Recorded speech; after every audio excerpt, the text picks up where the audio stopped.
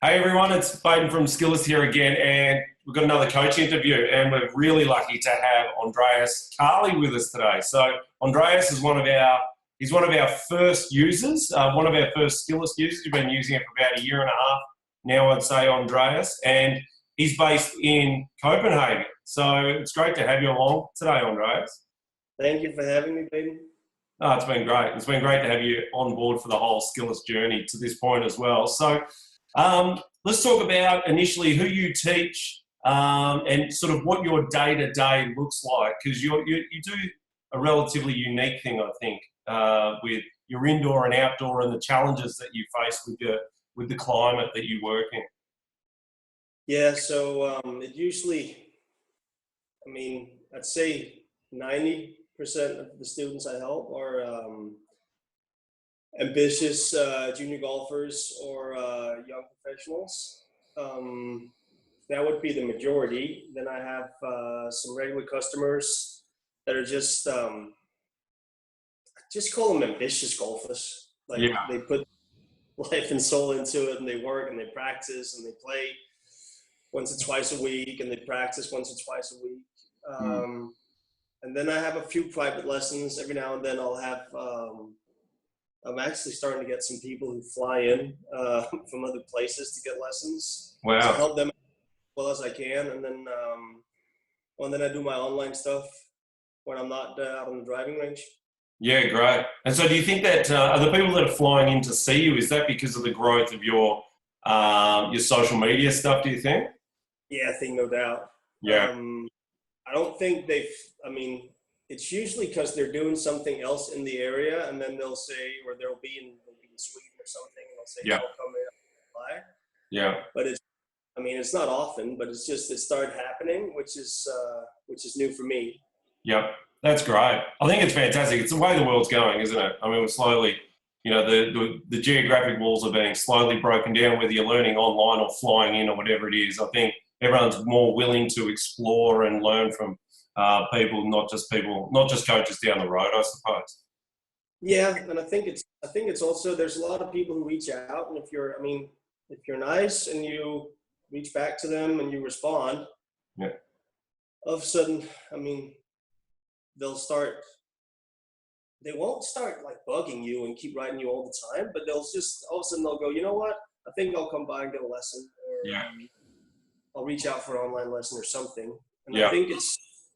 I mean, I think that's a pretty cool part about the golf, at least the instruction part, is that actually a lot of coaches just want to help people play better, right? Yeah, exactly. And they also want to help other coaches coach better. So, I know for me, when I started up, I'd have, I don't know how many coaches that I just reach out to, Yeah. and they'd be really nice to respond all the time. Yeah, that's And right. I had a lot of questions. And in saying that, who have been your big influences, do you think, as a coach?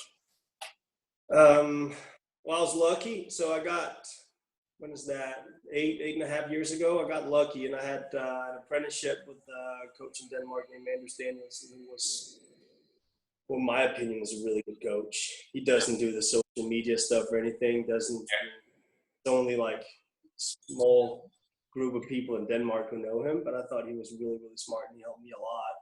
Yeah. I've spent a boatload of hours with Andy Blummer at different locations for at least 5 or 6 years now. And for those people that don't know, I suppose Andy Plummer is sort of the brains behind, or the concept of stack and tilt, would you say? Yes. Yeah. Spent a lot of time with Andy in America and in Denmark and in Sweden and Portugal. Wow. And was that a case of you reaching out to him and just saying, "Hey, I'd love to come and work with you," or was it coincidental, or how did that work? It's been seminars. It's been he's done stuff. Pretty much whenever I get a chance to see him, I'll go see him. Yeah. But it's also been helpful to me. I don't know if he took me under his wing, but he's been my mentor for at least 5 or 6 years. So whenever I've had questions, he's done his best to answer them. And he's usually he's the hardest one to not get an answer out of. He'll usually get me an answer that makes sense. Isn't that great? But I mean, I'm like a seminar junkie, right? So I like getting my thoughts challenged. So I'll actually try to attend a bunch of stuff where I'm like, I bet you this guy will completely disagree with what I think. Yeah. And just to the other side and stuff. Because I mean, usually when everything comes down to it, when people start disagreeing, it's a marketing thing that they're disagreeing. Because when everything comes down to it, you'll ask two guys and you'll ask the old school dude, and you'll ask the stack and tilt guy, and the guy who teaches this new modern stuff, and all these things, and everybody will look at, everybody look at Justin Rose, and we all agree that Justin Rose has a nice golf swing.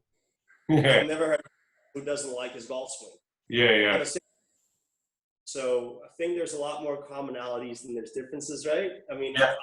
I'll go attend. I'll see Tyler Farrell, or I'll see Scott Couch, or I'll see Terry Rawls, or I'll see Brian Manzella, or I'll see all these guys. And when you listen to them, you'll go, yeah, it's explained in a different way than how I explain it.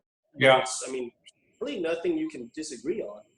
Which is, and I think that's the challenge a lot of the time, isn't it, is that students just need to hear things articulated differently sometimes, don't they? Like often you can have the same student and they don't really quite understand conceptually what you're trying to explain, maybe until the third lesson, and it's only because you've articulated it in a way that they can actually consume.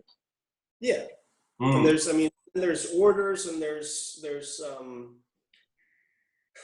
I think the way you go about it, where you start, is different for a lot of people. Yeah. So you'll have a bunch of guys who start with, ball position or setup or grip or whatever they start with. And you'll have a lot of guys who just do impact, a bunch of stuff. They'll all of a sudden they'll start lengthening the swing on the backside and the front side, outside of the impact zone. And you'll have guys that just work follow through, and you'll have people that, they do the setup, and the away, and then they'll go from the takeaway to the top, and then they'll, so there's, I think it's the order. You know what I mean? Yep. And the priority, is ball flight a priority when you're giving the lesson, or is it not? Do you not care about where the ball's going? You just want to make this nice golf swing. I think for me, that's a really hard sell. Yeah. Yeah. Make this beautiful, help this guy have this beautiful golf swing that just shanked 15 balls in a row. I don't think he's going to stick with it. You know what I mean? Absolutely. Yeah. No, I love that. And, I think just getting back to Skillest really quickly, I think that's what we're slowly building, is this place where, we wanted to democratize coaching, I suppose, where, you can go and learn from a person like you, or you can go and learn from someone like Steve Giuliano, or someone like Shaheen, or whoever it might be, because everyone does articulate things differently. And in the end, I think it's always funny when people do get emotional and, you have arguments about, swing philosophies, because in the end, we just want people to get better in the end, don't we? It's like no one wants to make anyone worse. So it's a bit of a moot point sort of thing to try to have these arguments anyway. So. Yeah, and I think that's why, at least on my online lessons, everybody can send in golf swings, and you can look at them, and you'll look at a golf swing and you'll have an idea of what the miss is and what the ball flight is. But I think that's the most important feedback tool there is the golf ball. Yeah, what's it doing? Where the player, and at least that's where I try to go to, also with the online lessons, is getting the player an understanding, all right, ball does this, that's because I did this. And the ball does this because I did this. Yeah. And the ball's going good, these things are matching up pretty good. But when I think that's where golf's not very intuitive, is it? Mm-mm. So I think whenever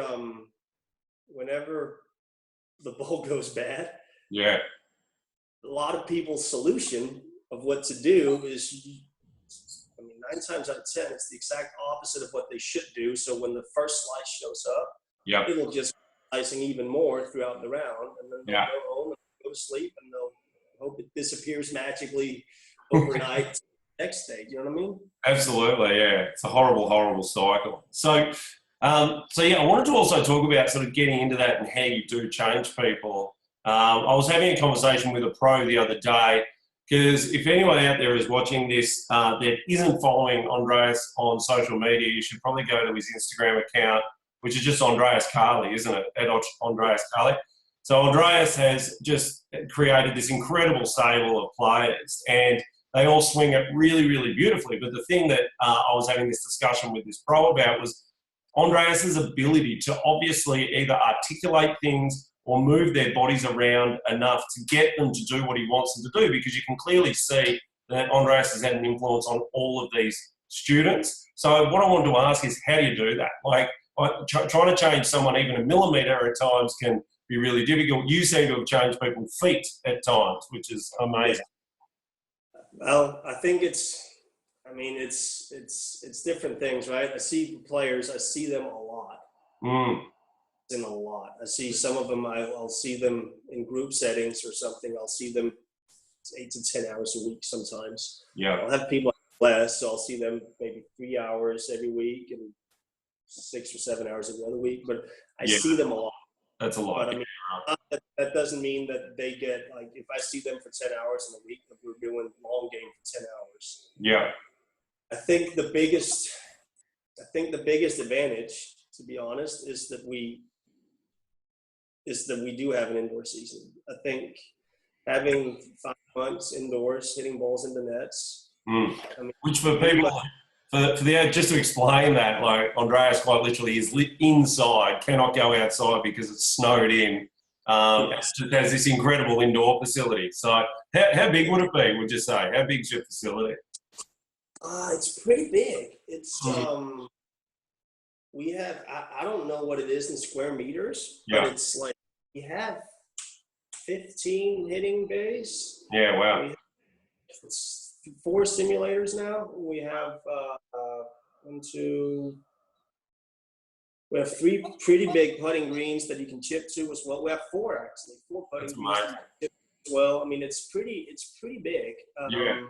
And you reckon that plays into your advantage, you think? It gives you an opportunity to really work there, yeah. I think so, we do. I mean, we have, when they're young, we do a bunch of stuff with, like, we try to help out their proprioception, which means, like, we try to do mirror work. Sometimes we'll do stuff from, like, beginning of winter season without, like, we're not really getting ready for golf.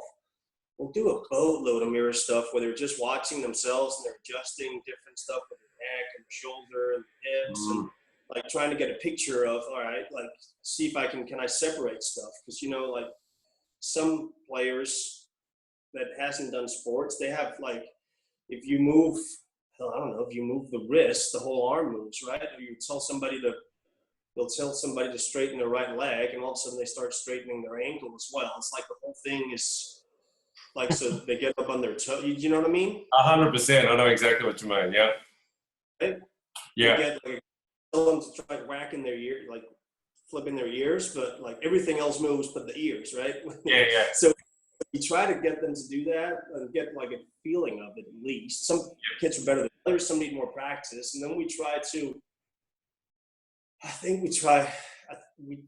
we do a bunch of video stuff. Yeah, and great. We try to give as thorough as an explanation as I possibly can of where stuff should be at and how they should do it. It's awesome. And they get a lot of feedback through the video. So they see their golf swing for basically 5 to 6 months all winter. Yeah. Which is good. Problem is there's not the transfer to go from indoors to outdoors. It's still, that golf swing's not going to go straight outside and be as. But the cool thing is that actually when we go outside in, like, April, they won't be like 4 or 5 balls in. And they're like, I'm not hitting it good. We shoot a video, like, we don't even have to explain stuff. They'll look at it and they'll go, okay, I see. That's awesome. They've looked at this tendency and how to fix it for I don't know how long. Yeah. So they know how it should feel. They should probably just exaggerate that feel more outside.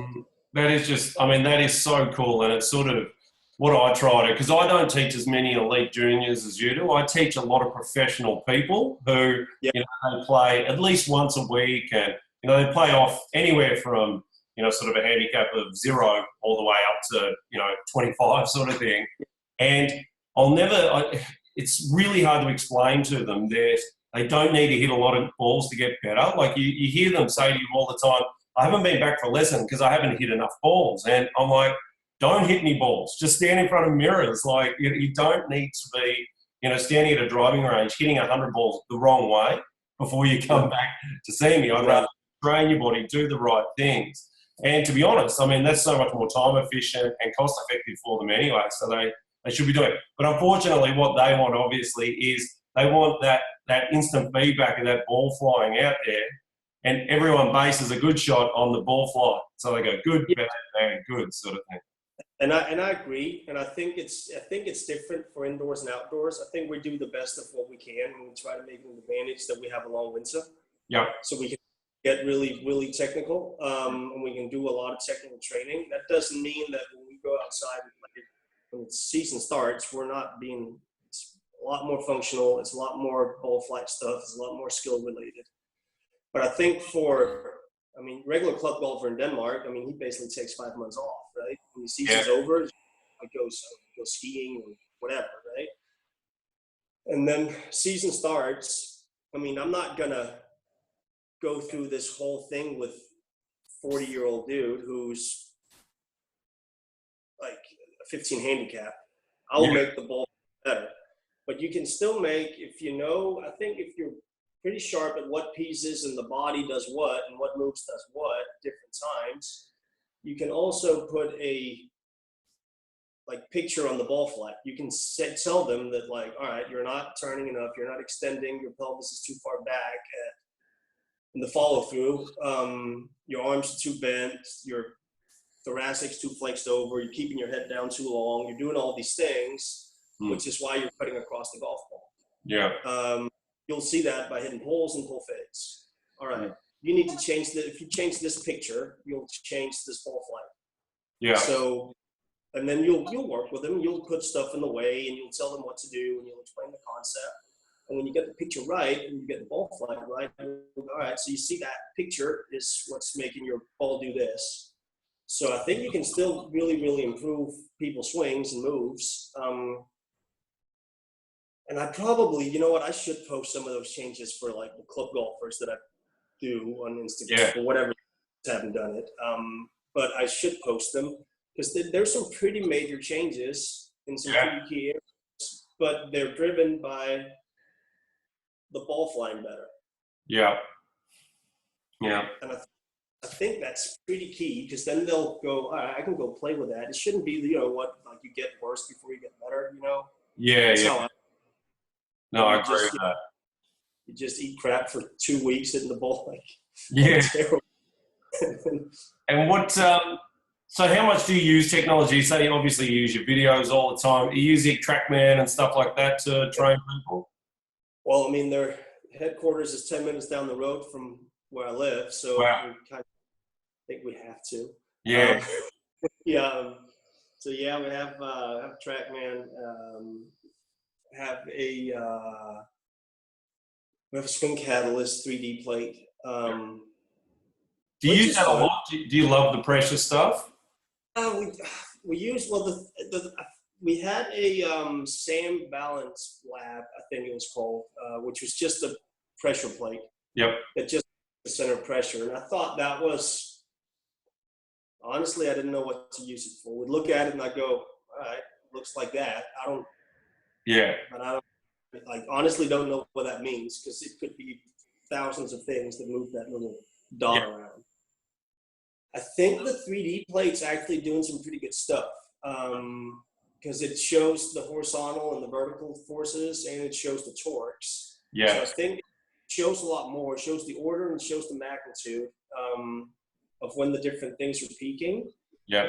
And I think it can help free up the player. Like if they've gone through like a really long phase of really, really technical training, what usually happens is that they lose a lot of speed.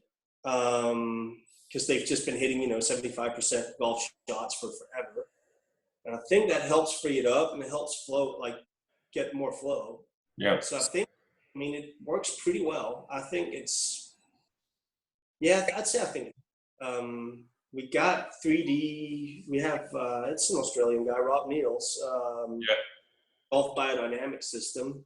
We have one of those that we use. We usually only use it for winter time, just for like benchmarking the juniors, just to see how stuff has moved. Okay. And if there's something that shows up that we can't see on video, it's the more we use it, I'd say the less surprised you are when you put them on 3D. What else do we use? We got a same putt lab. We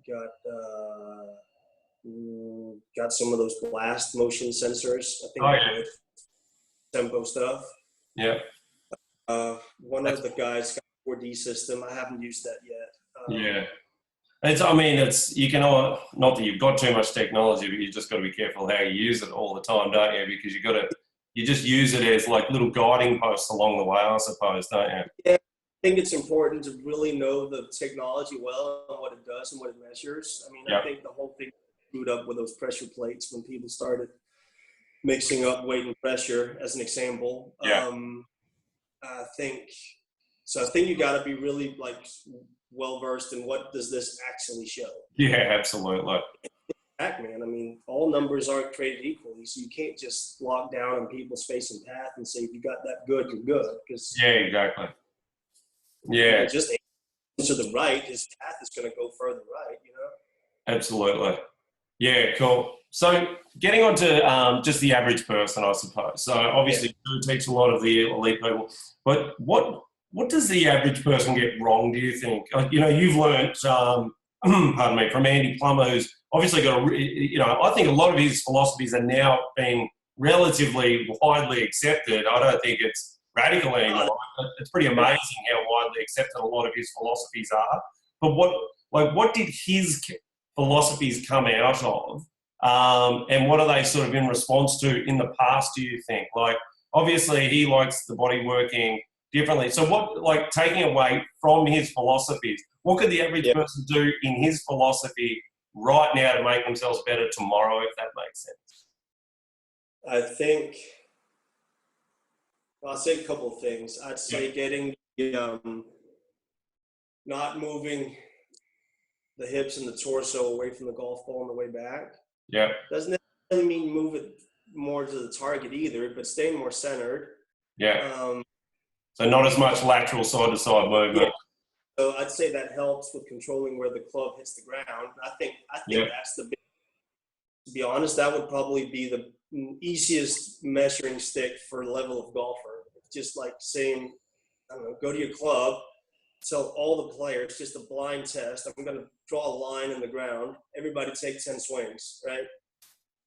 And I'd say you'd find your club champions, your elite players, the club pro, all these guys, they'd have this really nice, tidy line of divots just on the target side of that line. And they wouldn't be like these big chunks. They'd be like this thick, right? These divots, like little trimmed out divots. Nice, consistent divots in front of that line. And you would, without a doubt, you could probably find Australia's poorest golfer just by doing that test without ever seeing anybody swing. Yeah. The poorest would be, without a doubt, the person who had that one divot that was to the furthest on the right side of that divot, right? So I think that's the most important piece. And I think that's, I mean, that's what you do with people who learn how to chip, right? Like you'll say, all right, put the foot forward, put your weight forward, and then you just go back and forth, right? So get your feet closer together, stay in the middle, make good contact, right? And I'd say that's where you would teach people as well. I mean, I'd tell people, draw that line, put it pretty much straight in between your feet, try to hit the target side of that line without the divot getting too chunky. Yeah, right. See a lot of people, if you draw that line, they'll just go, I mean, they won't move their weight, they'll just move more over the top, that moves low point forward, but all of a sudden they'll go like really, really chunky divots, right? Yeah. So it's got divots on the target side of that line. And I think you can control that, I think that's a skill more than anything. Yep. You can control that. There's no doubt you're going to be better. Yeah, which is an interesting sort of concept to have, isn't it? Because, like, from my experience, people are obsessed with divots. You know, the average golfer just thinks they're supposed to take these big, giant divots and hit really down on the ball, and, you know, like, that's their conceptual idea. So when you put those two things together, it just creates havoc on people. So the trying to combine hitting it right, hitting the ground directly after the ball, but a shallow divot, it's quite contradictory in people's brains, I think. I think so too. And I also think, like, if you go through, you know, like all these like motor learning things are really popular now, and focus, internal, all these things. I mean, I think it's a good focus just to have a focus on what's this thing on the end of the stick doing. Yeah. Instead of my body be, it's just like, can you do this? Yeah. And you can set up boundaries and stuff for the player not to like solve the assignment in a wrong way, but you could still, I mean, if you just did that and have people like, this is the assignment, like, solve it. Yeah. It might a week, might take you 2 weeks, might take you 3 weeks. Try to solve it. How should this? And I think people will start figuring it out, and they'd start going, oh, I kind of feel like I have to move a little bit. I have to move my weight a little bit forward, especially in my hips. I have to get this club swinging somewhat from the inside. Yeah. And I have to hit the ground after the golf ball. Yeah. Like, that would be pretty much the only way to get these really thin divots, unless you got really good control of the club going over the top, and then you pull arms towards you or something, right? Yeah. Absolutely. No, I couldn't agree more. So is that, like, in closing, because I know you've got golf swings to fix, but in closing, would you say, is that the drill that you would suggest for anyone going out tomorrow, get your feet relatively close together, put that line right in the center of your body, and you just need to get that club bottoming out in that central point all day. And as soon as you can do that, you can start being more repeatable in what you do. Make it longer. I mean, it's sure as hell's not going to make people worse. No. Doing is only going to be good for you. 100%. I couldn't agree more. Good at controlling the low point, right? I mean, honestly. Well, I mean, I always say that, you know, people's best shot of the day is usually when they're stuck under a tree and they can't go anywhere. And they just go bang. They hit that. Or it's a layup on a par 5 or something. I have to hit it short of some water, and then they just hit this, feels like a soft 7-iron, and all of a sudden they flush it, right? Yeah. Stuff started like working out. They weren't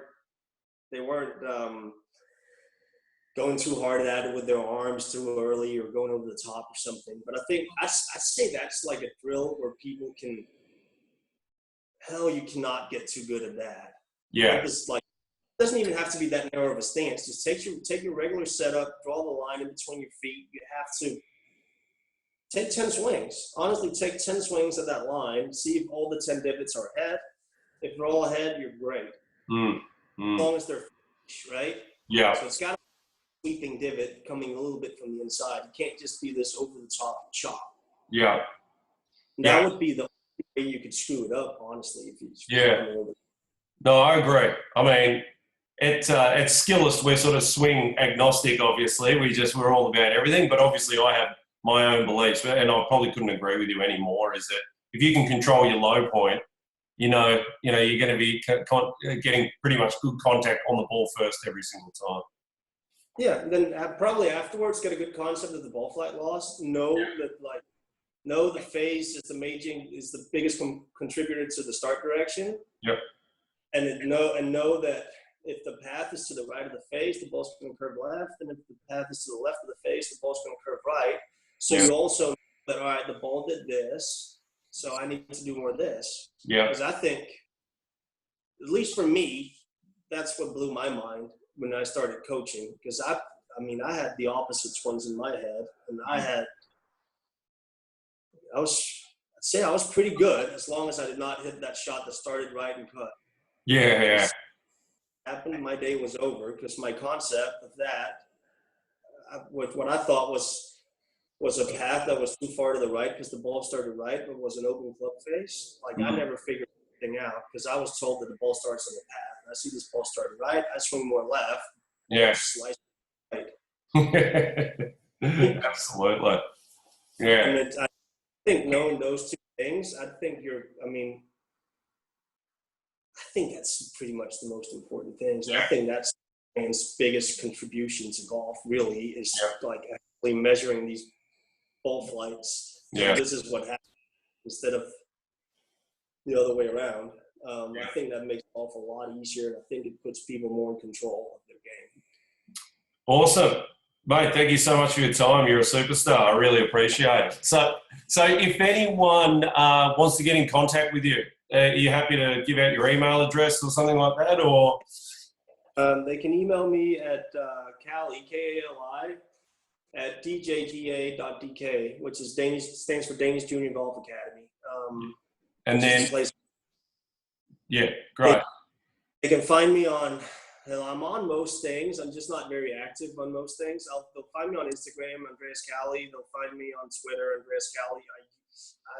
It's rare I post on Twitter. You can find me on YouTube. I'm on Skillest for online lessons. But, I mean, people are more than welcome to reach out. Sometimes, because I'm pretty busy, it'll be a day or two before I respond. Sometimes I'll respond like right then and there because I'm sitting on my phone doing something. Yeah. But, I get back to everyone at some point. Awesome. Well, we know you do. It's cool. So much appreciated, mate. So have an incredible Danish summer. And we'll check back in. We'll do another one of these in a couple of months, and we'll see how all of your young guns have gone over the summer in all the tournaments. Yeah. Anytime, my man. Thanks for calling. Absolutely. Well and truly appreciate it. Thank See you, mate. See you guys. See you, mate.